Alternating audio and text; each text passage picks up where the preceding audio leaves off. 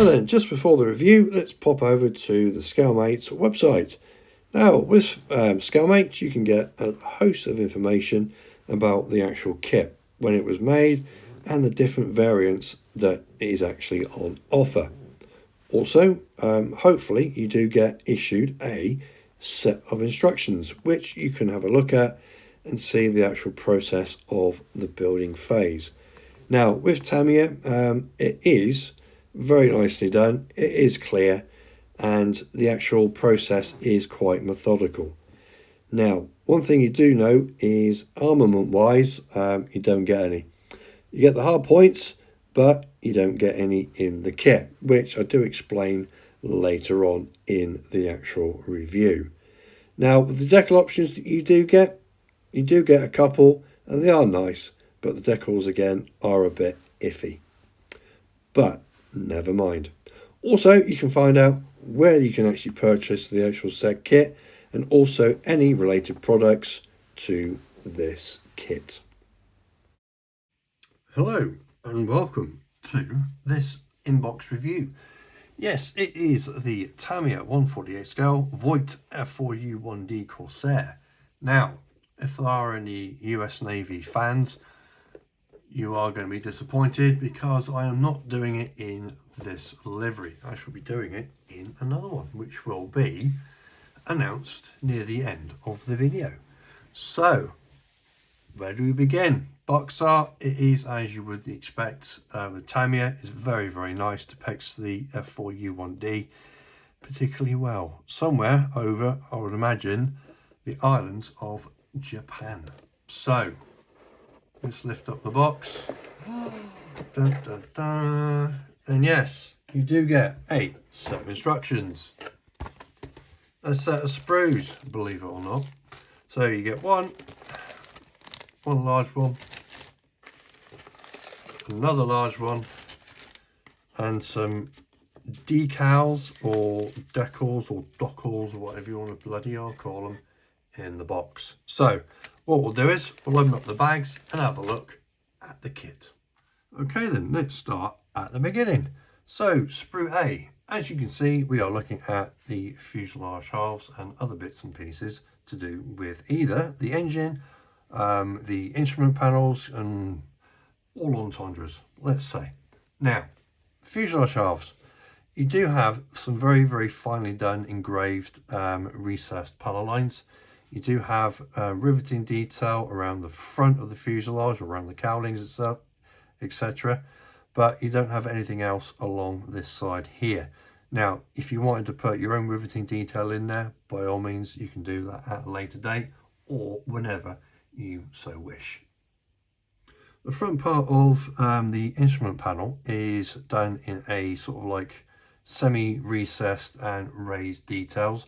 It has no actual instruments moulded in, but a decal is actually provided. Now, if you so wish, you could actually take all that off and replace it with either a photo etch set or maybe a 3D printed instrument panel. The detailing on the firewall between the engine and the actual cockpit is rendered very, very nicely. Although you're not going to see too much of it once it's all in, but the detail is actually there. The Pratt & Whitney engine is actually done extremely well as well. You've got quite visible cooling fins for the actual cylinders themselves, and areas where you could put the ignition wires if you so wish. You do have detail within the inside of the fuselage as well. Along here you will have an aperture that will look up, so you will be able to see the bottom part of this particular area of the fuselage. Also, with this part here with the rear wheel and the arrestor hook, that was painted, as far as I remember, almost like a pinky brown. I haven't got the full proper colour for it, but it was a bit odd when I did the Tamiya 32nd one, so I'll be doing my homework on that.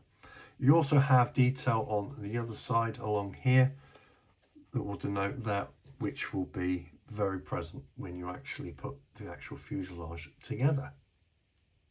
So overall, a really nice sprue. Also, you do have a different, well, a set of cowling or cowl flaps, which you can have open or closed. You have the engine gearbox, two types of the rear wheel, and also you have the undercarriage, the spinner or the propeller, and the actual horizontal stabilizers. So for sprue B, now as you can see straight away, it is mainly concentrating on the wings, and you can have this kit either in the configuration of the wings up or the wings down, which is a nice touch. Now, the detail on the actual surface of the wings is nicely done.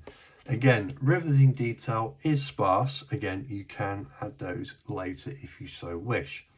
Now, on the other side of things, when you've got the actual gun opening, ammunition tray latches, and the rendering along the wing, it is exceptionally done. It really is a lovely looking kit.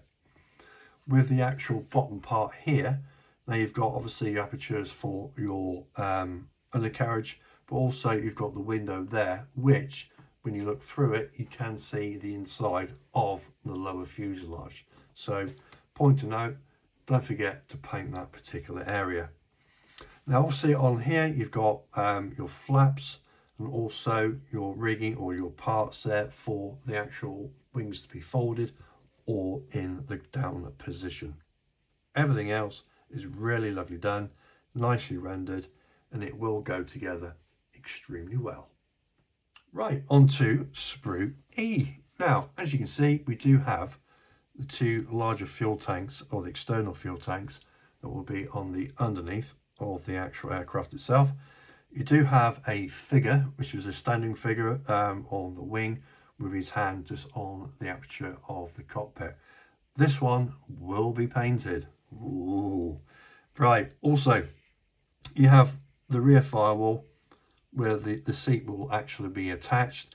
I won't be using the actual kit part. I do have a aftermarket seat which I can use that does have already fitted harnesses.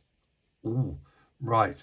Now, point to note, with this kit, okay, although you do get the hard points for the rockets and the actual positions for the actual, well, pylons for the actual bombs themselves, it doesn't come with any other ordnance at all.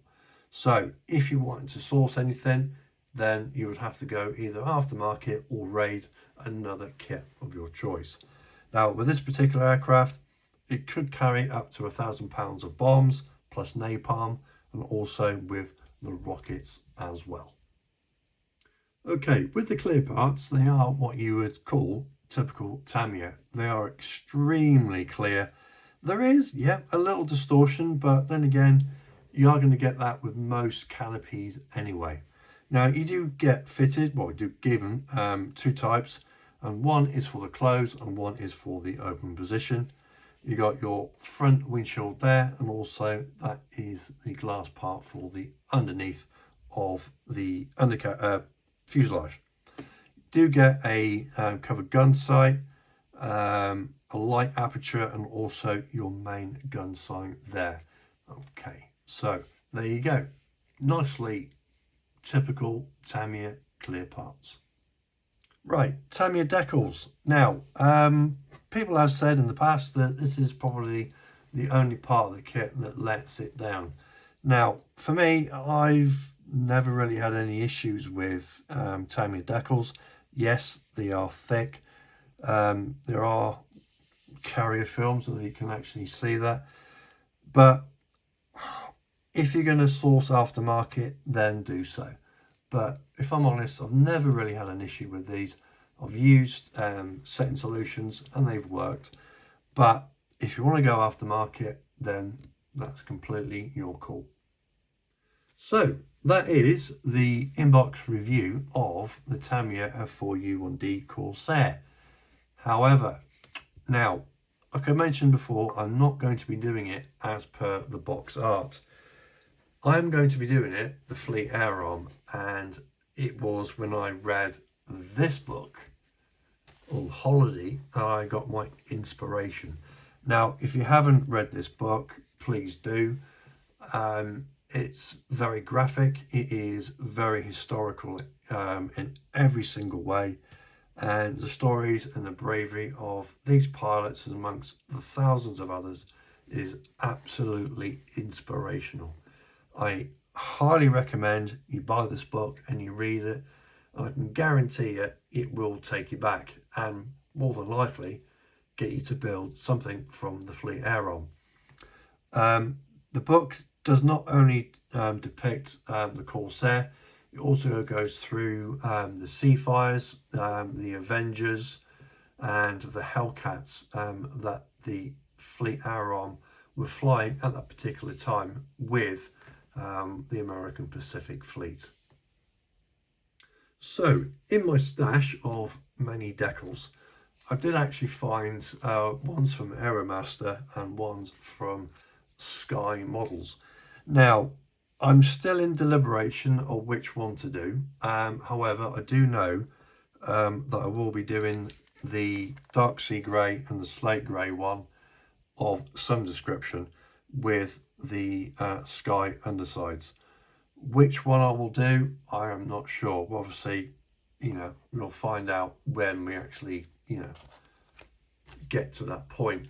But when we're looking at decaling and weathering, hopefully there's a picture coming up on now, I am going to be battering this to an inch of its life and hopefully rendering it to a point where it does look realistic and not overly done. So yeah, that is my entire intention of this particular project. So then it just remains me to say thank you very much for watching this inbox review and what I'm intending to do with the kit. If you want to buy one, please do buy one. It is a fantastic kit and I cannot recommend this enough to you. So there you go. Thanks for watching and I will see you on the build. Cheerio.